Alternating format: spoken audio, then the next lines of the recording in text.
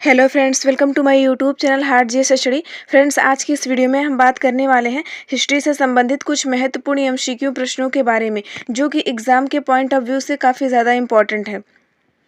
तो यहाँ पर हम हिस्ट्री के काफ़ी सिलेक्टेड क्वेश्चंस को कवर करने वाले हैं, जिन्हें आप लोग लास्ट तक ज़रूर देखिएगा। कंपटीशन एग्जाम में ये बहुत ही हेल्पफुल होने वाले हैं सारे क्वेश्चंस। और अगर आपको वीडियो पसंद आए तो प्लीज़ वीडियो को लाइक और चैनल को सब्सक्राइब करना ना भूलें। तो चलिए क्वेश्चंस को शुरू करते हैं। हमारा पहला क्वेश्चन है, इतिहास का जनक किसे कहा जाता है? तो इसका आंसर होगा हेरोडोट्स। हेरोडोट्स को इतिहास का जनक कहा जाता है। नेक्स्ट क्वेश्चन है हमारा, किस काल में कोई भी लिखित साक्ष्य नहीं मिले हैं? तो इसका आंसर होगा प्राग ऐतिहासिक। प्राग ऐतिहासिक काल में कोई भी लिखित साक्ष्य नहीं मिले हैं। नेक्स्ट क्वेश्चन है हमारा, किस काल में लिखित साक्ष्य मिला है लेकिन उसे पढ़ा नहीं गया है? तो इसका आंसर होगा आद्य ऐतिहासिक। आद्य ऐतिहासिक काल में लिखित साक्ष्य मिला है लेकिन उसे पढ़ा नहीं गया है। नेक्स्ट क्वेश्चन है हमारा, किस काल में लिखित साक्ष्य मिला है और उसे पढ़ा भी गया है? तो इसका आंसर होगा ऐतिहासिक। ऐतिहासिक काल में लिखित साक्ष्य भी मिला है और उसे पढ़ा भी गया है। नेक्स्ट क्वेश्चन है हमारा, पाषाण काल में किस प्रकार के हथियार का प्रयोग किए जाते हैं? तो इसका आंसर होगा पत्थर। पाषाण काल में हथियार के रूप में पत्थर का प्रयोग किया जाता था।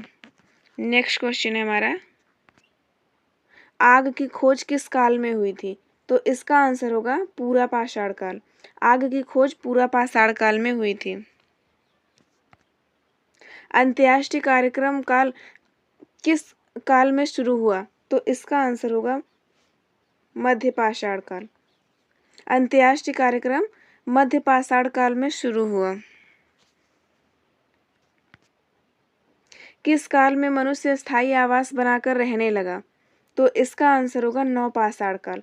नवपाषाण काल में मनुष्य अस्थायी आवास बनाकर रहने लगा। नेक्स्ट क्वेश्चन है हमारा, पहली खेती 7000 BC में सुलेमान और किरथर पहाड़ी के बीच किसकी हुई थी? तो इसका राइट आंसर होगा ऑप्शन डी, बी और सी, यानी कि जौ और गेहूं, ये दो चीज़ों की खेती हुई थी सुलेमान और किरथर पहाड़ी के बीच में। अगर आपने हिस्ट्री पढ़ा होगा तो आपको पता होगा।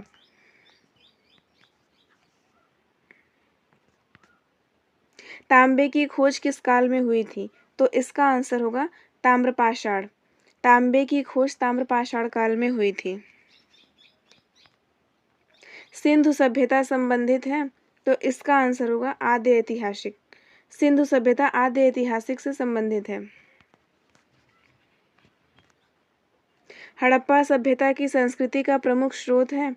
तो इसका आंसर होगा पक्की मिट्टी की मुहरों पर अंकित लेख। यह हड़प्पा संस्कृति की जानकारी का प्रमुख स्रोत है।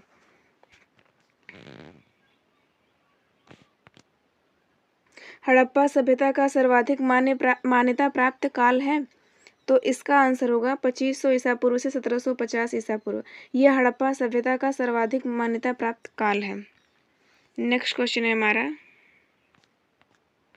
निम्नलिखित में से किस पदार्थ का उपयोग हड़प्पा काल की मुहरों या मुद्राओं के निर्माण में मुख्य रूप से किया गया था? तो इसका आंसर होगा सलखड़ी।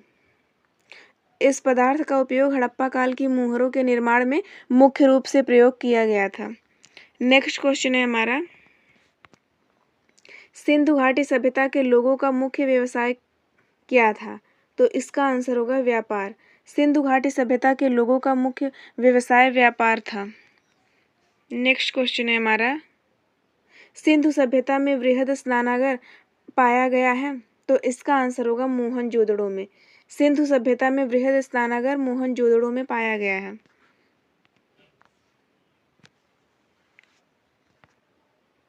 किस स्थल से नित्य मुद्रा वाली कांस्य मूर्ति प्राप्त हुई है? तो इसका आंसर होगा मोहनजोदड़ो। मोहनजोदड़ो से नित्य मुद्रा वाली कांस्य की मूर्ति प्राप्त हुई है। नेक्स्ट क्वेश्चन है, सिंधु घाटी सभ्यता का प्रमुख बंदरगाह कहाँ पर था? तो इसका आंसर होगा लोथल में। सिंधु घाटी सभ्यता का प्रमुख बंदरगाह लोथल में था। हड़प्पा सभ्यता की खोज किस वर्ष में हुई थी? तो इसका आंसर होगा 1921 ईस्वी में। 1921 ईस्वी में हड़प्पा सभ्यता की खोज हुई थी। हड़प्पा सभ्यता के संपूर्ण क्षेत्र का आकार किस प्रकार का था? तो इसका आंसर होगा त्रिभुजाकार। हड़प्पा सभ्यता के संपूर्ण क्षेत्र का आकार त्रिभुजाकार था। मोहनजोदड़ो कहाँ स्थित है? तो इसका आंसर होगा सिंध। मोहनजोदड़ो सिंध में स्थित है।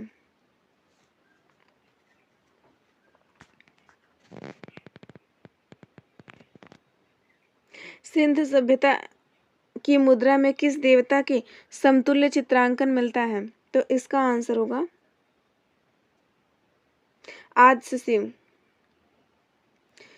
आद्य शिव का चित्रांकन मिलता है सिंधु सभ्यता की मुद्रा में। निम्नलिखित में से कौन सा हड़प्पा कालीन स्थल गुजरात में था? तो इसका आंसर होगा लोथल।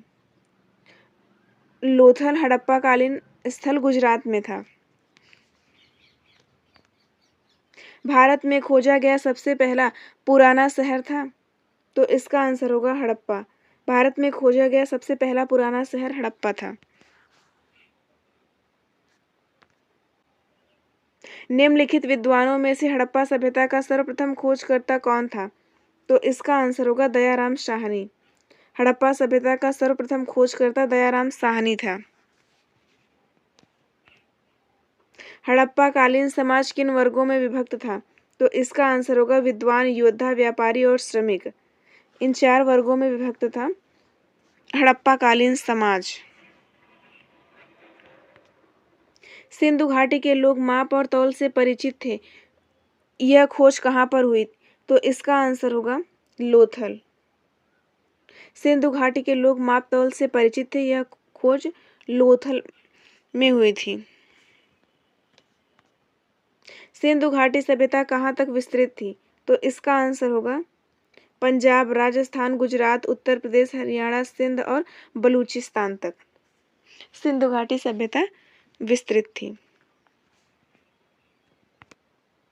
हड़प्पा सभ्यता के निवासी थे? तो इसका आंसर होगा शहरी। हड़प्पा सभ्यता के निवासी शहरी थे। सिंधु सभ्यता के घर किस से बनाए जाते थे? तो इसका आंसर होगा ईंट से। सिंधु सभ्यता के घर ईंट से बनाए जाते थे। हड़प्पा वासी किस वस्तु के उत्पादन में सर्वप्रथम थे? तो इसका आंसर होगा कपास। हड़प्पा वासी कपास के उत्पादन में सर्वप्रथम थे। मोहनजोदड़ो का स्थानीय नाम है? तो इसका आंसर होगा मृतकों का टीला। मोहनजोदड़ो का स्थानीय नाम मृतकों का टीला है।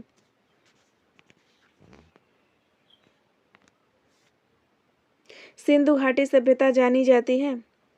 तो इसका आंसर होगा अपने नगर नियोजन के लिए। अपने नगर नियोजन के लिए सिंधु घाटी सभ्यता जानी जाती है। स्थलों के उत्खनन से प्राप्त मोहरों पर निम्नलिखित में से किस पशु का सर्वाधिक उत्कीर्णन हुआ है? तो इसका आंसर होगा बैल का। हड़प्पा में एक उन्नत जल प्रबंधन प्रणाली का पता चलता है? तो इसका आंसर होगा धोलावीरा में। हड़प्पा में एक उन्नत जल प्रबंधन प्रणाली का पता धोलावीरा में चलता है। हम हड़प्पा के मिट्टी के बर्तनों पर सामान्यतया किस रंग का उपयोग हुआ था? तो इसका आंसर होगा लाल। हड़प्पा के मिट्टी के बर्तनों पर सामान्यतः लाल रंग का प्रयोग हुआ था। सिंधु घाटी सभ्यता के लोग विश्वास करते थे? तो इसका आंसर होगा मातृशक्ति में। सिंधु घाटी सभ्यता के लोग मातृशक्ति में बहुत विश्वास रखते थे। किस पशु के अवशेष सिंधु घाटी सभ्यता में प्राप्त नहीं हुए? तो इसका आंसर होगा शेर। शेर के अवशेष सिंधु घाटी सभ्यता में प्राप्त नहीं हुए। नेक्स्ट क्वेश्चन है हमारा, हड़प्पा कालीन स्थल में अभी तक किस धातु की प्राप्ति नहीं हुई? तो इसका आंसर होगा लोहा। हड़प्पा कालीन स्थल में अभी तक लोहा धातु की प्राप्ति नहीं हुई है। हड़प्पा के काल का तांबा का रथ किस स्थान से प्राप्त हुआ है? तो इसका आंसर होगा दैमाबाद। दैमाबाद स्थान से हड़प्पा के काल का तांबा रथ प्राप्त हुआ है। निम्नलिखित में से कौन सा कथन सिंधु सभ्यता के लोगों का सही चित्रण करता है? तो इसका आंसर होगा वे देवी देवताओं दोनों की पूजा करते थे। मोहनजोदड़ो से प्राप्त पशु शिव मुहर में किन किन जानवरों का अंकन हुआ है? तो इसका आंसर होगा व्याघ्र एवं हाथी, गैंडा एवं भैंसा, हिरण, इन सभी जानवरों का अंकन हुआ है। निम्नलिखित में से कौन सी फसल हड़प्पा कालीन लोगों द्वारा उत्पादित नहीं किया जाता था? तो इसका आंसर होगा दालें। यह हड़प्पा कालीन लोगों द्वारा उत्पादित नहीं किया जाता था। फ्रेंड्स, अगर आपको वीडियो पसंद आए तो प्लीज़ वीडियो को लाइक और चैनल को सब्सक्राइब करना ना भूलें। धन्यवाद।